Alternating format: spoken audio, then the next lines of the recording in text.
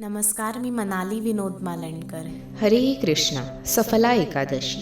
ब्रह्मांड पुराणामध्ये भगवान श्रीकृष्ण आणि महाराज युधिष्ठिर यांच्या संवादामध्ये सफला एकादशीचे महात्म्य सांगितले आहे.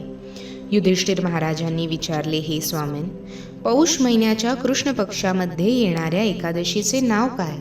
हे व्रत कशा प्रकारे करतात? कोणत्या देवतेची पूजा करतात? याविषयी आपण मला विस्तृतपणे सांगावे.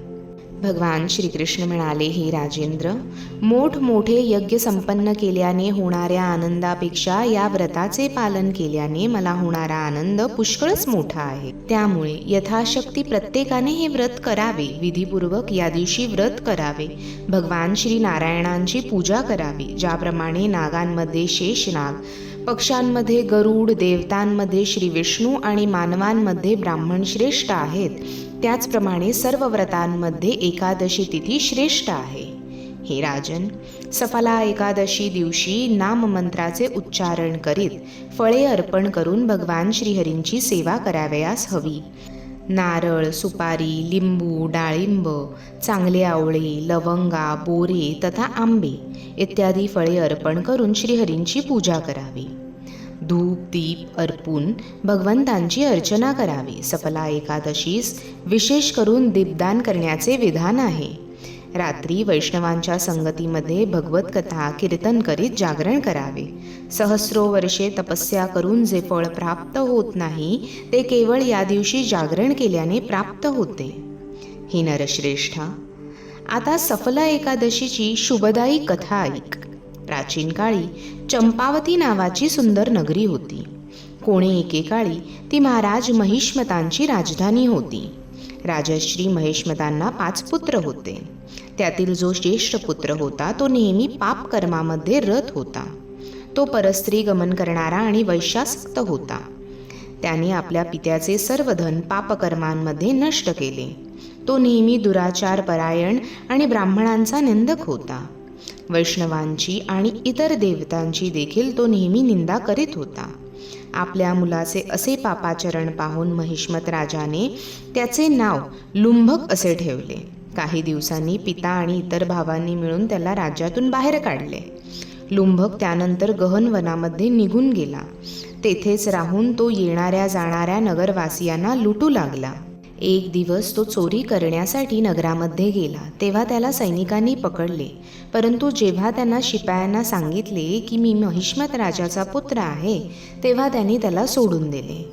तेव्हा तो पापी परत वनामध्ये आला आणि मांस फळे भक्षण करून जीवननिर्वाह करू लागला.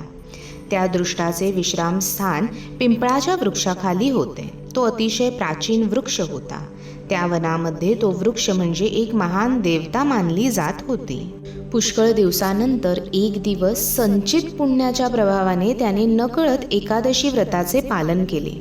पौष महिन्यातील कृष्ण पक्षाच्या दशमी दिनी पापिष्ट लुंबक झाडांची फळे खाऊन आणि वस्त्रहीन असल्यामुळे रात्रभर थंडीमुळे झोपू शकला नाही. जवळजवळ तो मूर्छितच झाला होता. सूर्योदय झाला तरी त्याला कळले नाही. सफला एकादशी दिवशी देखील लुंबक मूर्छित राहिला.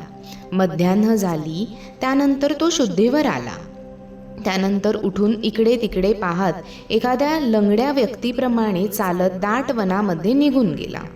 तो भुकेमुळे कासावीस झाला होता.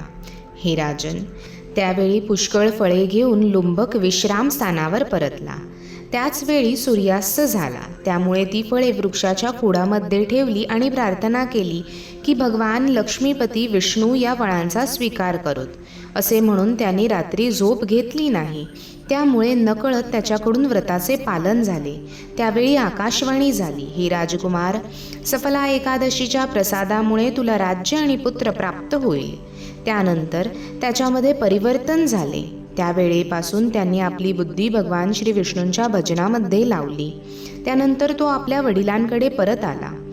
वडिलांनी त्याला संपूर्ण राज्य दिले. अनुरूप राजकन्येशी विवाह करून त्याने अनेक वर्षे उत्तम राज्य केले. भगवान श्री विष्णूंच्या वरदानाने त्याला मनोज्ञ नामक पुत्र झाला. ज्यावेळी तो पुत्र राज्यकारभार पाहण्यासाठी योग्य झाला, तेव्हा राज्याची कोणतीही आसक्ती न ठेवता लुंभकने राज्याचा त्याग केला आणि त्याने भगवान श्रीकृष्णांची शरण घेतली. अशा प्रकारे सफला एकादशीच्या व्रताच्या प्रभावाने त्याने या जन्मात सुख प्राप्त तर केलेच, त्याच समवेत मृत्यूनंतर त्याने मोक्ष देखील प्राप्त केला. या सफला एकादशीच्या पालनाने आणि व्रताचा महिमा ऐकल्याने मनुष्यास राजसूय यज्ञ केल्याचे फळ प्राप्त होते. हरे कृष्ण.